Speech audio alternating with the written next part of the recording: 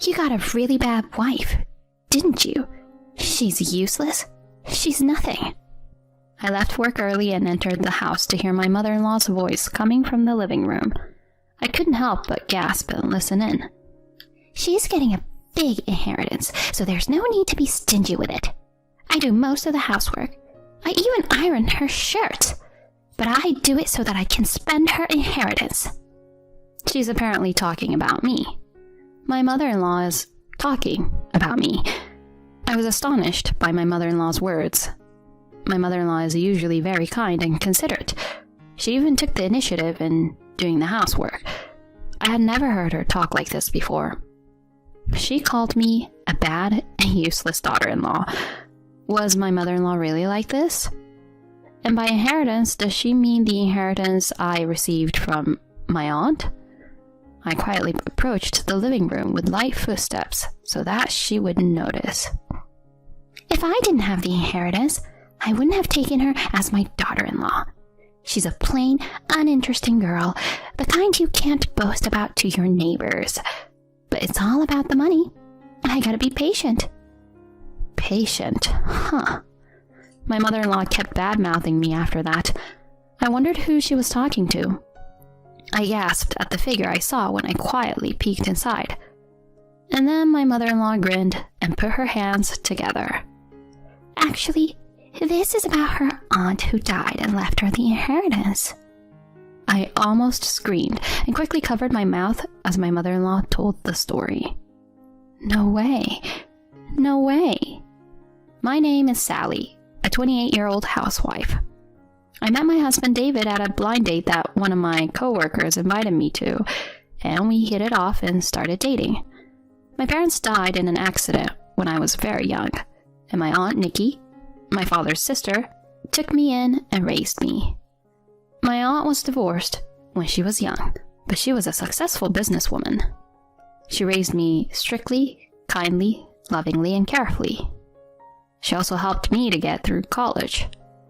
With my first salary as a working adult, I treated my aunt to dinner as a token of my gratitude. Then, my aunt was diagnosed with cancer.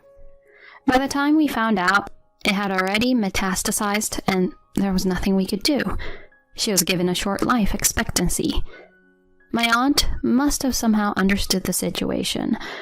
The company was left in the hands of someone she trusted, and no major problems occurred. The last year my aunt passed away. Many people attended the funeral, including my aunt's subordinates at her company and her legal advisor. Sally, are you alright? Get some rest. David, thank you. I was so exhausted and depressed after losing my only family member, but David supported me. David was my boyfriend at the time.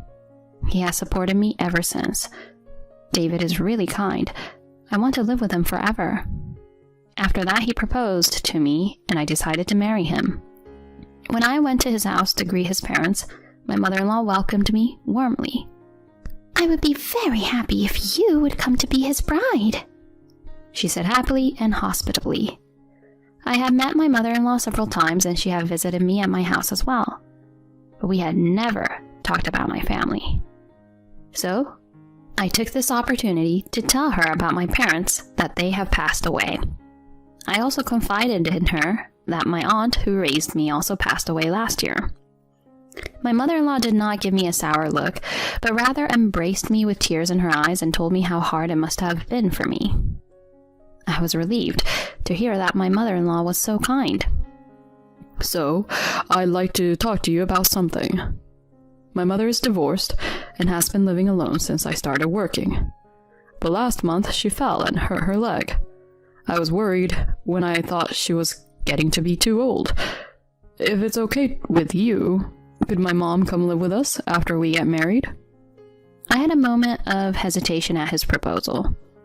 I wanted to enjoy our newlywed life together, just the two of us. And I wondered if I would be able to handle living with my in-laws. I'll take care of the housework. You can keep doing your job. Then I can support both of you while you're working. I was grateful for the offer because I wanted to continue working. Besides, My mother-in-law is a very kind and gentle person. I was sure we would get along well. With that in mind, I agreed to move in with her. And so, the three of us began to live together. My husband and I are both busy with our jobs, but my mother-in-law takes care of the housework without a hint of disapproval. She does the cleaning and laundry during the day and cooks dinner for us, for which I am very grateful. We have been living like this for a while, but recently I began to feel that the house was too small for us. We began to talk about the possibility of moving to a bigger house in the future. However, every time we discussed the house, my husband and mother-in-law began to demand luxury. We want a house with a lot of rooms for when you have children in the future. And the living room has to be spacious. So, thinking about my mother's old age, I would prefer a house that's accessible for her, so she won't get hurt again. Then the house would have to be spacious as well. We also want a pantry, a kitchen counter, and so on. My mother-in-law and husband were excited and made suggestions about the house.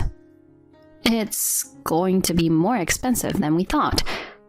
I have the inheritance from my aunt, so we'll be able to cover some of it, but... As I was pondering this, my mother-in-law sounded troubled. There have been an increasing number of violent incidents lately, haven't there? I'm scared because I'm alone during the day. Isn't this area safe and secure? My mother-in-law showed me a map of an upscale residential area. This looks like a difficult place to live in, isn't it? I tried to be modest in my opinion, but was rebuffed. I'd feel sorry for your future children because they wouldn't be able to go out and play if they were born in an unsafe area. You have to work late some days too, so I want a safe place. I am just thinking for your sake. My husband agreed with her. My husband was sympathetic. I want to protect my family. Let's move to a place where we can feel a little safer. And so, halfway through the process, we were moving to purchase a very upscale home. Then one day, I was sick in the morning with a cold. Still, I had some work to do, so I went to work. But after lunch, my fever started to rise and I began to feel lightheaded, so I decided to leave work early. When I arrived home and opened the front door, I heard my mother-in-law's voice coming from the living room.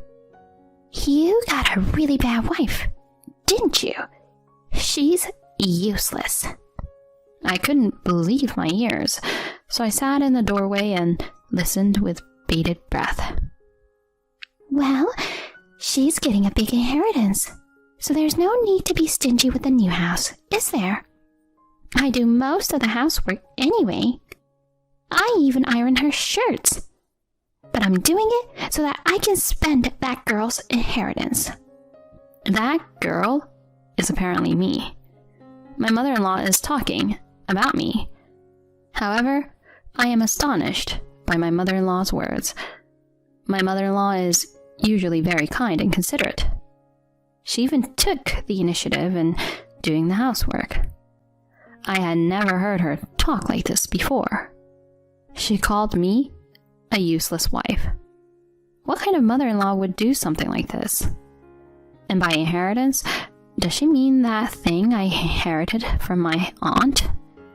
I quietly approached the living room, hiding my presence. If I couldn't have the inheritance, I wouldn't have taken her in as my daughter-in-law. She's a plain, uninteresting girl that I wouldn't be proud to show off to the neighbors. But it's all for the money, so I have to put up with it.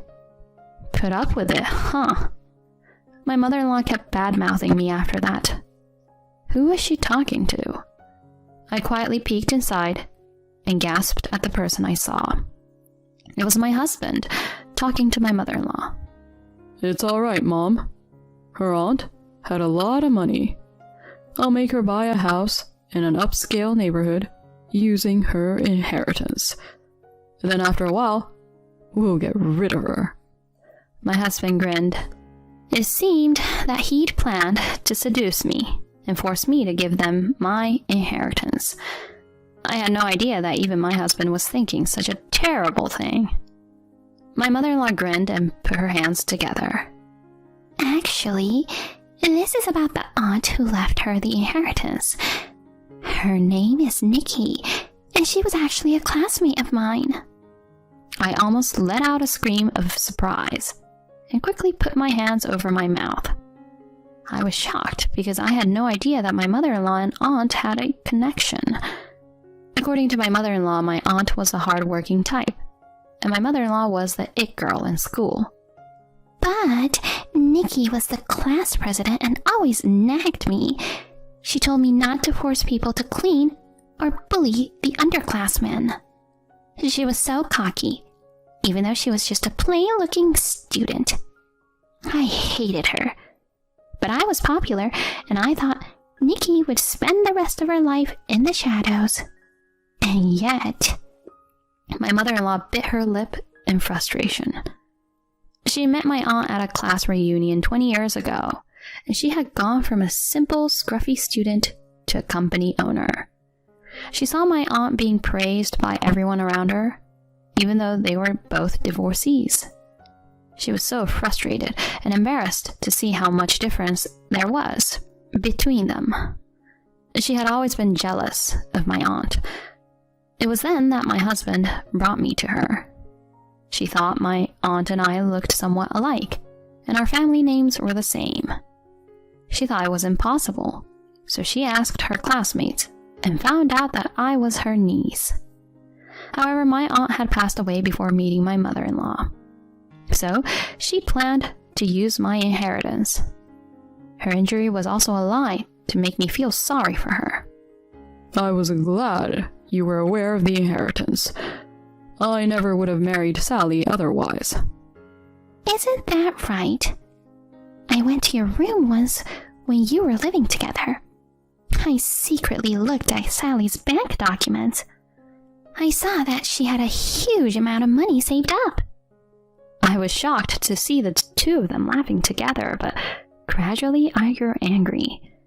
They were both after my inheritance. She had been so kind to me, let me marry David, and taken care of the housework, all for the purpose of using my inheritance. I can't forgive them. Watch me. I'm going to pay you back double. The next day I smiled and said to them, "I found the perfect place for you two. I have already made a down payment." When I told them this, both my mother-in-law and husband were overjoyed to find a house in a high-class residential area. On the day of the move, I had to go to work in the morning for a work-related reason, so I was out of the house from the morning. When I returned, I found all my belongings had been thrown into the garbage dump. When I entered the house, the keys to the new house, the expensive furniture, and my husband's and mother-in-law's belongings were gone. All I could see was the divorce papers on the floor, as if to say, "You are no longer needed." I called my husband. "What's this all about? What is this?" "We have a new house, and you're no longer of any use to us." My husband answered the phone and started laughing when he heard my voice. Then my mother-in-law starts talking. "I'm sorry, Sally. I always hated you because of your resemblance to Nikki. The house has already been sold, so if you don't want to get caught trespassing, get out of my house." Oh no. I was shocked, and my mother-in-law hung up the phone, seemingly satisfied. Well then, I'd better get the hell out of here. I muttered to myself and turned off my phone. When I turned on my phone the next day, I was surprised to see a large number of incoming calls. When I answered it, it was my husband. "Why aren't you at your parents' house?" My husband spoke somewhat exasperatedly. "You guys told me you sold that house. Have you forgotten that already?" "I was looking for you. What the hell? The new house?" My husband was furious over the phone. Actually, the address of the new house was a house in an upscale neighborhood. But it was a run-down house in the shadow of the cheapest high-rise apartment building in the area. I could hear my mother-in-law shouting behind my husband. "Isn't this the perfect place for you guys?" I finally couldn't hold back my laughter. I had pretended to be shocked yesterday, but after hanging up the phone, I was laughing hysterically at how well it had gone. I had already moved into the luxury apartment I had originally set aside for myself. "What's so perfect about it? You're crazy. When I snooped through your bank statements, I saw that you had lost several $100,000. I thought you had spent it on a new house." I heard my mother-in-law slip up. Unfortunately, the hundreds of thousands of dollars I lost was not to buy a house in an upscale neighborhood. It was used to buy a luxury condo for me to live in. In other words, I'm getting a little bit of a kick out of it. Oh, and by the way, I own the house, so the rent is paid by me, the owner. Well, that is, if David's salary can pay it. As I said this, my mother-in-law asked my husband what I meant. My husband is actually paid less than I am.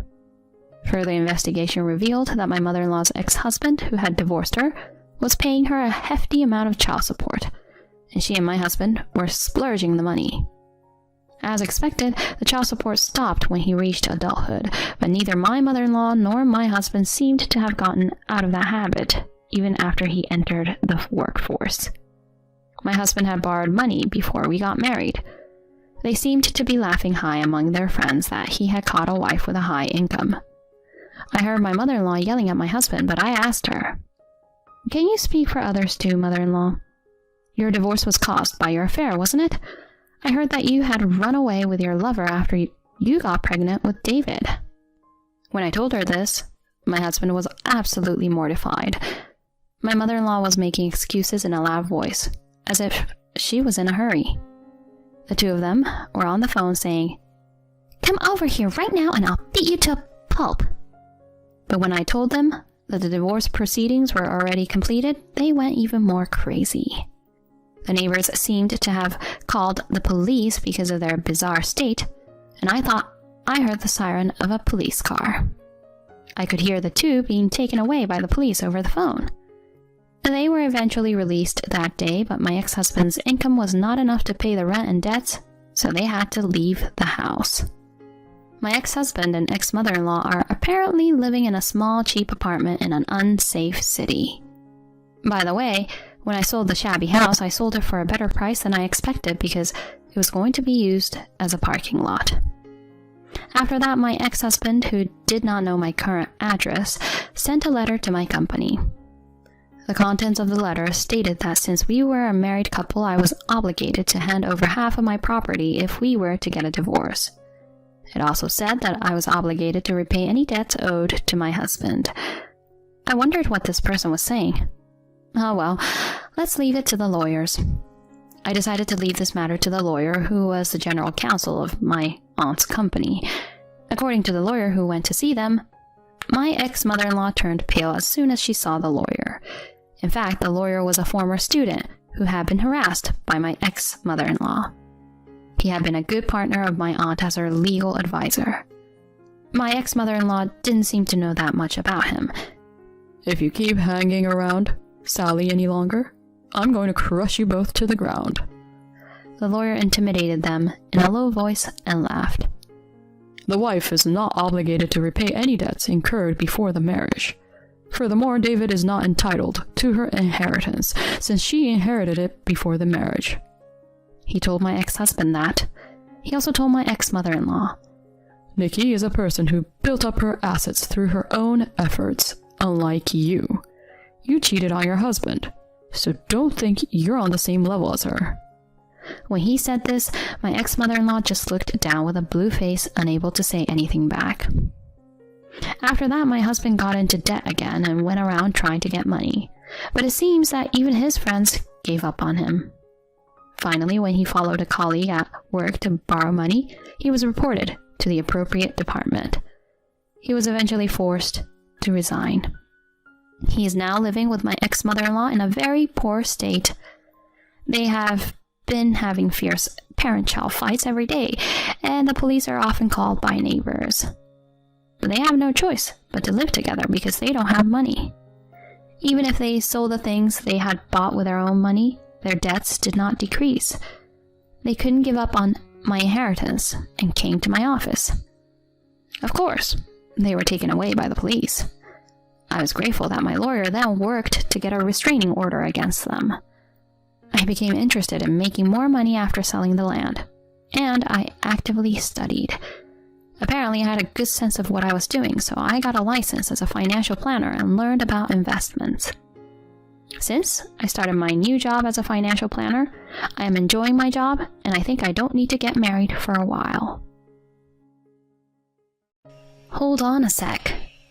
My fever was raging, my vision cloudy, my voice weak. I tried to get his attention, hoping he'd stick around. But all he did was shoot me a dismissive smirk. Gesturing towards me, he said with a touch of arrogance, "Sorry, but I've got a trip with a friend starting today." "I'm in bad shape. If you take off, I won't be able to fend for myself." "That's on you. You did this to yourself." "I can't even..." "Just get some rest while I'm out." And just like that, he was out the door, suitcase swinging, whistling a tune. My heart felt like it was splintering. He's bailing for a vacation while I'm laid up like this? Isn't the whole marriage thing about having each other's backs? I'm in both physical and emotional agony. With the little energy I have left, I reached out for help, and the outcome was startling. My name's Leah, and I'm 29. Ever since I was a kid, I wanted to help others, so now I'm a nurse at a university hospital. Nurses don't perform surgeries like doctors do, nor do they diagnose diseases. Our roles are specific and limited. But without nurses, hospitals wouldn't run. We care for patients within our scope, aiding in their healing. While we might not be in the limelight like doctors, nurses are vital. I took pride in being a nurse. Another perk of this profession was bonding with two close friends during nursing school. First up is Anna. She's the very definition of sweet, both in looks and nature. I'd often think how patients would be smitten by her, because even I, a woman, find her delightful. Then there's Sandy. She's like the big sister in our trio, always playing peacemaker between Anna and me. She was a star student, and now has a position at a prestigious hospital. Getting to know them enriched my life in ways I can't express. They've been a driving force behind my determination as a nurse. But there's another driving factor in my career. My husband, Nathan. Our paths crossed during a group outing arranged by a colleague from the same hospital. Sparks flew instantly, and he took down my number by the end of the night. He was persistent, and after about 18 months, he popped the question. We've celebrated 2 anniversaries since. Even though that fiery passion from our early days might have dimmed, I was convinced I still have feelings for him. But of late, something seemed amiss. He started staying out more. It really hit home 2 weeks back. He's typically back by 7 p.m., but that night, the clock struck 8, and still no sign of him. I shot him a text. Running late today, but got radio silence. Anxiety building up, I called multiple times, only to be met with voicemail. He finally strolled in after 11 p.m. What kept you? I've been out of my mind with worry. I tried reaching out so many times. I blurted out, my voice louder than intended. He seemed ticked off for a split second, but soon resumed his usual warm demeanor. Oh, my bad. Got drinks with some colleagues and missed your calls and texts. You went out? You usually give me a heads up when you have plans. Today was just hectic. I really apologize. I promise to be more considerate next time. All right, just keep me in the loop. I can't help but worry. I understand. If I'm late in the future, there's no need for you to stay up for me. Claiming he needed a shower, he exited the living room. After all these years together, his behavior felt out of character. Was he not himself today? His fleeting irritation when I confronted him made me skeptical about his evening out story. He'd always inform me in the mornings about his evening plans. Many questions raced through my mind, but dwelling on them wouldn't rewrite the day. Although uneasy, I chose to put my apprehensions aside. It's been 2 weeks since that night, and my unease around him has only intensified. Right now it's after midnight, and he's nowhere in sight. Each time I ask, he sticks to the same excuses, out with coworkers or working late. Without any solid proof that he's being dishonest, I can't press the issue further. As the days passed, grappling with this alone got tougher. I chose to bring it up with my 2 closest friends, whom I was set to see soon. We gathered at a coffee shop, and after we ordered, I broached the subject. Actually, I've been wanting to talk about Nathan. Sandy, taken aback, leaned in and asked, "What's up? Did something happen?" Anna stayed pretty neutral, but I felt it was only fair to clue in both of them. Holding back tears, and with Sandy's reassuring hand on my back, I finally said, "Recently, he's been getting home super late. He hardly ever worked late or partied before." "So this is a regular thing now? Since when?" I paused, then answered, "It started about a month ago. He's late nearly every night now." "Almost every night? But didn't you mention his job doesn't require a lot of overtime?" "Exactly. And he's not big on alcohol. He never really got the whole after-work drinks thing. On the off chance he did go, he'd come home early." Sandy looked pensive after hearing this. Anna, in a laid-back manner, commented, "Leah, are you sure you're not reading too much into this?" "Reading too much into it?" "He's busting his butt off, both on the job and at home. He might be stressed, you know." "What do you mean? So he's coming home late every night because he's stressed?" "No, not really. Sometimes folks just want a break from home. You get me?" Sandy gave Anna a sharp look, clearly annoyed, and retorted, "Excuse me?" Anna didn't flinch, not showing any regret for her words. This raised an eyebrow for me. Even if Anna had a point, was this the right time or place to voice it? Especially to someone seeking guidance? Maybe she was just playing devil's advocate because we're tight. Regardless, her remarks hurt. I was on the verge of tears, but didn't want to make things more uncomfortable. I managed a smile and said, "You could have a point."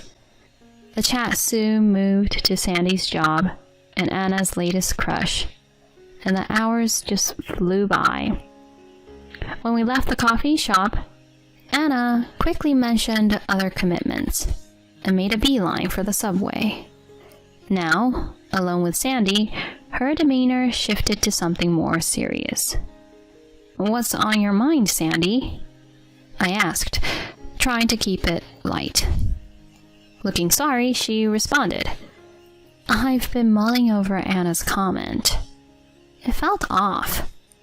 Why would she back up your husband when you're clearly upset?" "Well, maybe that's just how she sees it. Still, she could have phrased it differently, right?" Anna's words did sting. I wasn't looking for pity, but I at least wanted someone to get where I was coming from. Anna's stance, especially since it was so uncharacteristic, seemed to side with Nathan. Distressed, I said my goodbyes to Sandy. On the way back, I was caught in a sudden rainstorm, and before I knew it, I was drenched. Instead of heading for a shower right away, I paused at the front door, lost in thought about Anna's words and my husband's change in behavior, tears mixing with the rain on my face. The next morning, I woke up feeling feverish, and a splitting headache set in. My vision was fuzzy, and my body felt like it weighed a ton. Fortunately, I didn't have work, so I took a moment to check my fever. My eyes widened when the thermometer read 103.6 degrees Fahrenheit. I couldn't remember the last time I was this sick. Thirst overcame me, but moving felt impossible. Pushing through, I made my way to the living room, where I found my husband gleefully packing a small suitcase. "Where are you headed?" "Oh, didn't I tell you? I'm out for the next 3 days." "Hold on, you never told me. And you're leaving today of all days?" "Look, it's been on the books for a while now." "You should have given me a heads up." His face tightened at my words. In a flash, he was making his way to the door, suitcase in tow. "Hold on a sec." My fever was raging, my vision cloudy, my voice weak. I tried to get his attention, hoping he'd stick around. But all he did was shoot me a dismissive smirk. Gesturing towards me, he said with a touch of arrogance, "Sorry, but I've got a trip with a friend starting today." "I'm in bad shape. If you take off, I won't be able to fend for myself." "That's on you. You did this to yourself. You're in the medical field, yet you're so helpless." "I can't even..." "Just get some rest while I'm out." And just like that, he was out the door, suitcase swinging, whistling a tune. My heart felt like it was splintering. He's bailing for a vacation while I'm laid up like this? Isn't the whole marriage thing about having each other's backs? I'm in both physical and emotional agony. I need help. With what little energy I had, I called someone for assistance. Sandy was my lifeline. After a quick chat, she showed up loaded with electrolyte drinks, meds, ice packs, and fruit. After getting some rest, I felt a world better, and the fever had dialed down. "Sandy, you're a lifesaver. I'm feeling way better." "Really? That's great. But, I've got some news." "Spill it." "This might not be the best moment, but Anna might be more than friends with your husband." "Come again?" Trying to clear up my confusion, she flashed a pic. It showed my just departed husband and Anna, both toting suitcases, grinning ear to ear. What's the deal here? I had this hunch ever since our coffee meetup. Then, on my way here, I spotted them. Anna and my Nathan? Really? Is that why she was covering for him the other day? Looks that way. I immediately called my husband's workplace, finding out he had indeed taken a few days off. My nerves quickly flipped to fury. This is unbelievable. He dished me, feeling awful to jet off with the woman he's seeing on the side. And she's my right-hand gal? How dare he? This is war. But for the moment, I opted to rest up and recharge. Sandy stayed overnight, not wanting to leave me alone. Come morning, things took a wild turn. While brainstorming with Sandy, my cell buzzed. It was Anna. Sandy signaled for me to pick up. Her shaky voice came through. "Leah, your man, Nathan, he's gone." "Wait, what? What did you say?" "I'm telling you, Nathan's no more. Did you catch that? Get to the hospital now." She hung up quick and shot over the hospital info. Sandy and I rushed to the hospital. In the waiting area, I spotted a shaken Anna, looking defeated. I left Anna with Sandy and darted to my husband's room. When I told them I was his wife, they weirdly pointed me to a regular room. "Hold on, where's my husband?" I asked, clearly rattled. The nurse responded by opening the door, showing Nathan swathed in bandages from head to toe. He went ghost white seeing me. I waved Sandy over, bringing Anna into the room. Anna's eyes bulged, blurting out, "What the heck?" Sandy, who'd gotten the scoop from Anna, filled me in.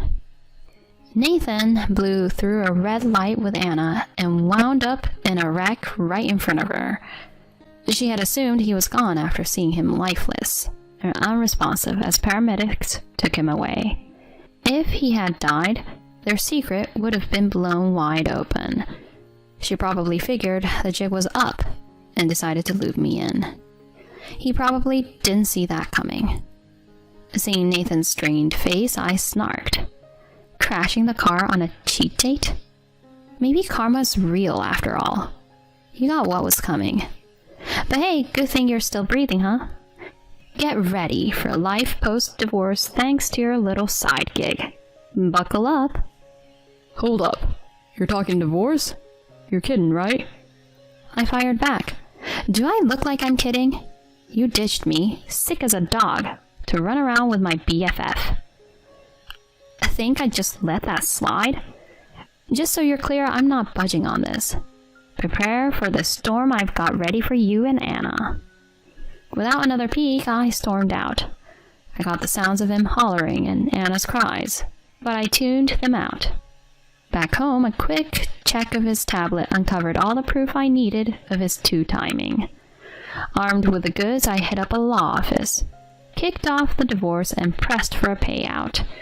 The evidence made for a fast divorce.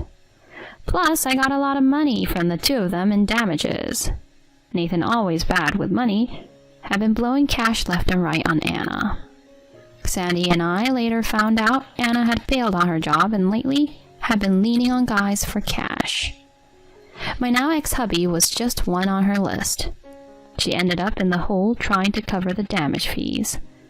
After a ton of fights, their fling fizzled out. A double cross by both my husband and my bestie was a blow. But looking back, I'm glad I cut those ties. I've got to believe that to move forward. Lucky for me, I got a rock-solid friend in Sandy. After the dust settled, she shot me a comforting grin. Leah used to taw through all of this. You rock. No way. It's all you. Totally. BFFs, right? If you need anything, holler. Thanks so much. I can't thank her enough. Life's not just about family or significant others. A ride-or-die buddy who gets me and has my back? That's gold. If she ever needs a hand, I'll be right there. I'm committed to living my best life, so one day I can return her awesome favor. Hi, this is City Hospital. Your daughter was just brought in as an emergency. I was enjoying my day off at home with my husband when we got that shocking call from the hospital. They told us our daughter had been admitted because of heat stroke. What? We're on our way. After I hung up, I filled my husband in on what had happened, and he was equally stunned. We didn't hesitate and immediately drove to the hospital. When we got there, a nurse greeted us. She didn't have any ID on her. Hang on, how'd you guys get our number then? You know, one of those emergency tags? She had a keychain with your info on it, so we dialed that number. This threw me for a loop. I didn't remember ever giving our daughter something like that. The nurse reassured us. She's doing much better now. But when the nurse led us into the patient's room, I saw a girl I didn't know. Hold on, who is she? Right after I asked, the girl in bed lit up and shouted, "Dad!" Who would have guessed what craziness would come next? My name's Lucy. I'm a 36-year-old working mom. I married Dan 7 years ago after we were set up by a friend. We made it official after dating for 2 years. I've been with a big publishing firm since I graduated, while he's got a job at a smaller place. Aside from the fact that my paycheck's a bit bigger, we're just your average couple. A year into our marriage, I learned I was expecting. The morning sickness was brutal, making me feel nauseous and dizzy, so I had to rest a lot. What really surprised me was that my husband barely pitched in around the house. Nowadays, if a wife's feeling under the weather, the husband would usually step up, right? But he never cooked, cleaned, or did laundry. Could you help with the laundry? I'm feeling super sick. I asked him once, but he just grumbled. Why should I have to do that? Seriously? I'm carrying our child. Can't you chip in? No, it's not a big deal. Being pregnant is being sick. You do it. He ate quickly and crashed, leaving everything to me. Another time, after I'd been doing all the chores feeling like crap, he staggered and drunk and tried to get close. Lucy, how about some fun tonight? I shot him down fast, reminding him how I was feeling. No! What if something happens to the baby? Besides, I'm not in the mood at all. He shot back. Turning down your own husband? If something happens, don't blame me. Before stumbling to bed. There I was, alone again. Fast forward, and I gave birth to our baby. Both our families, who lived close, were over the moon about their new grandchild.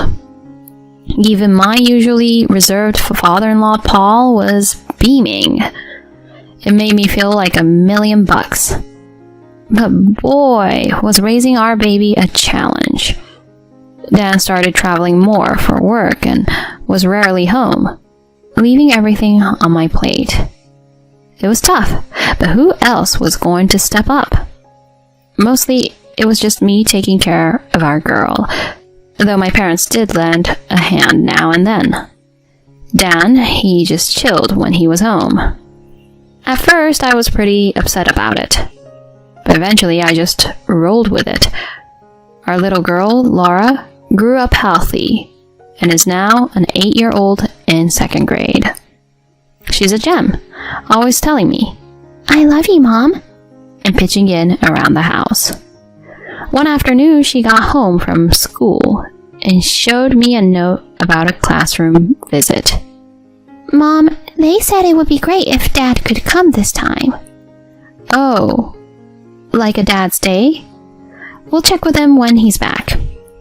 We both waited for Dan to come home. When he walked in, Laura gave him the note, asking with hope in her eyes, "Dad, can you come to my class?" Why can't your mom go? "Please, Dad. I really want you there." Okay, I'll work it out. Laura jumped up, beaming from ear to ear.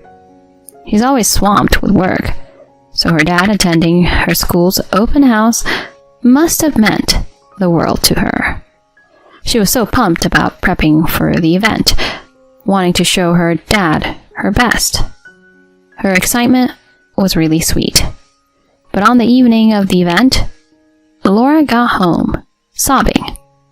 What's going on? Dad never showed up to my class. Hold on. Are you kidding me? From what Laura shared, he was a no-show, making her the only kid without a parent there. I tried calling him right away. No answer. He finally staggered in late that night, reeking of alcohol. Hey, why'd you bail on Laura's open house? What? Oh, was that today? It must have slipped my mind. Seriously? She was so excited. You let her down big time. Jeez, quit nagging. It's not the end of the world. Something was off. He smelled like a different body wash, not ours. Did you shower somewhere else?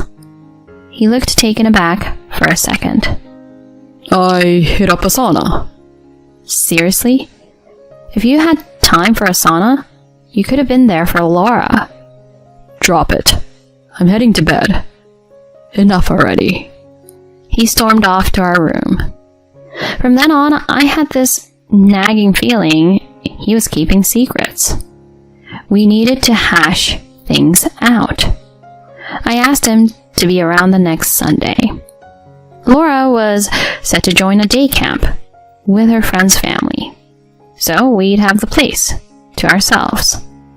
Dan rolled out of the bed late, looking all cranky, but I reminded him we needed to chat.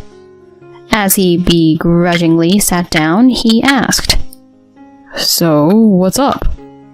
Well, but just as I was gearing up to dive in, our landline buzzed. Talk about timing. I answered. Hello? City Hospital here. Your daughter was just brought in as an emergency. Say what? Apparently, a good Samaritan found her passed out on a sidewalk and dialed 911. The hospital thought it was a heat stroke and were running some tests. Oh no! I'll be right there. That's the city hospital, correct? After filling in Dan, we both, in complete shock, sped over to the hospital. What the heck happened at camp? Is she alright? My head was spinning with questions as I drove. When we got there, a nurse approached. You're Laura's parents, right? She didn't have any ID on her. Hang on. How'd you guys get our number then? You know, one of those emergency tags. She had a keychain with your info on it, so we dialed that number. That threw me for a loop. I never gave Laura any ID like that. How'd the hospital get our number then? Someone else must have given it to her. This is her room. She's doing okay now. The nurse led us to a room, but inside was a girl I'd never seen. Hold on, who is she? As I was trying to figure it out, the girl in bed chirped up. Dad, you're here! Excuse me?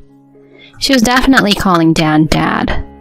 I glanced at him, and he was white as a sheet, lost for words.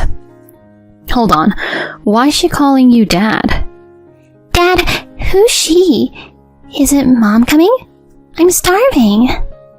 I turned to the stunned Dan, shaking him. Okay, what's going on here? Well, this is, He struggles to find the right words. Getting closer to the bed, I spotted a kid's bag with a keychain hanging from it. This keychain had 2 handwritten phone numbers. Our home number was one of them. The other was a cell number I didn't recognize. But that handwriting was all too familiar. It was definitely Dan's. The little girl, looking up at me with those big eyes, had an uncanny resemblance to him. The truth started to sink in. This girl was his secret daughter. He had carelessly scribbled our home number on her ID keychain. What a dumb move. I was beyond mad. A mix of shock and simmering anger. Given we were in a hospital, I kept my voice low and hissed at him. Don't even think about bolting. We're hashing this out now. I quickly made a call. About a half hour later, there's Dan, looking spaced out, seated in the hospital waiting area. As I sat beside him, the folks I'd called up strolled in. Lucy, what's the deal? My in-laws hurried over. Seeing his dad, Dan looked like he'd seen a ghost. Thanks for coming, Paul and Susan. Your granddaughter was admitted here in an emergency. Is Laura all right? Did something happen to her? Susan's worry was palpable, and I just shook my head. No, it's not about Laura. Come again? Without a word, I just gestured towards the hospital room, and they took a peek, then returned. Lucy? Who's that little girl? Susan's face went white, and beside her, Paul looked baffled. That's Dan's secret kid. His what? The look they shared was pure shock. Susan edged closer to Dan. Please, tell me you didn't. Then I saw another woman, eyes wide as saucers. Dan? Molly? What's going on here? I had posed as a hospital worker and called the other cell number on the ID tag, bringing her here. I greeted her with a smile. Nice to meet you. Mind taking a seat? We should probably chat. In a quiet corner of the waiting area, Dan and this unknown woman sat down, with me and my in-laws in front of them. All right, Molly's mom, can you start by telling us who you are? She answered, sounding kinda distant. My name's Taylor. Okay, Taylor. What exactly is your relationship with my husband? Well... She hesitated, and when she went quiet, I shifted my gaze to Dan. So Dan? Spill. What's your deal with Taylor and the kid in that room? He just shook, looking at me, lost for words. Right as I was going to push for more, my father-in-law's voice cut through. Out with it. Dan just broke. Barely above a whisper, he confessed. Taylor and I, we had an affair. Molly's my daughter. I kept a straight face, but Susan started sobbing, and Paul just dropped his gaze, heartbroken. So what's the full story here? Break it down for me. He sighed. Okay, here's the thing. He began to share, albeit hesitantly. When I was pregnant, I dealt with morning sickness and wasn't up for getting close, which really bugged him. Around then, he started seeing his coworker Taylor, who went after him. The affair went on, and when our daughter Laura turned 2, news broke that Taylor was expecting. She decided to keep the baby, and he went along. He'd head over to her place after work, even making up business trips to spend the night. You've been deceiving me all this time? My voice was soft, but my disbelief was clear. And he had the nerve to snap at me. This is mostly on you for not being there for me when you were pregnant. Excuse me? Do you hear yourself? I didn't do anything wrong. Things just happened. Dan mumbled. Right then, Paul, who'd been beside us, got up and shoved him. Cut the nonsense. Whoa, Dad. It's clear you're the one at fault. Apologize to Lucy. Look. Taylor, who'd been quiet till then, finally opened her mouth. Dan and I are in love. Molly's the fruit of that love. Dan, leave Lucy and let's be a real family. He paused, then replied. Wait, I'm not thinking of divorcing. What's that supposed to mean? You can't hold down a job, and aren't great around the house either. Really? That's what you think of me? Taylor, in a fit of rage, grabbed and shook him. Everyone, including my in-laws and me, just stared, stunned.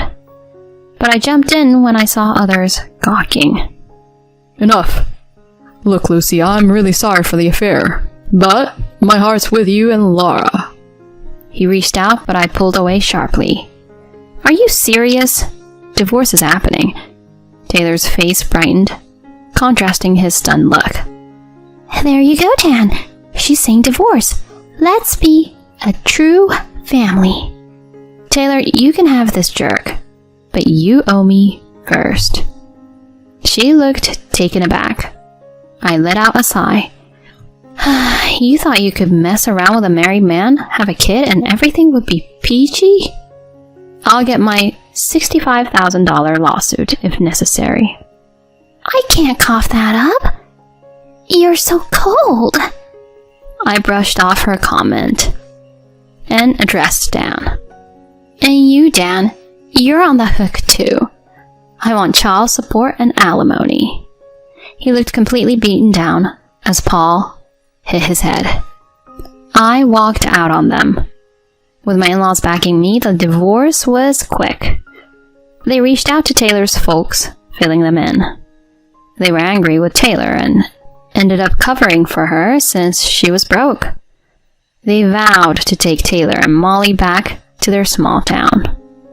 That was the end for Dan and Taylor. He handed over most of his savings to me.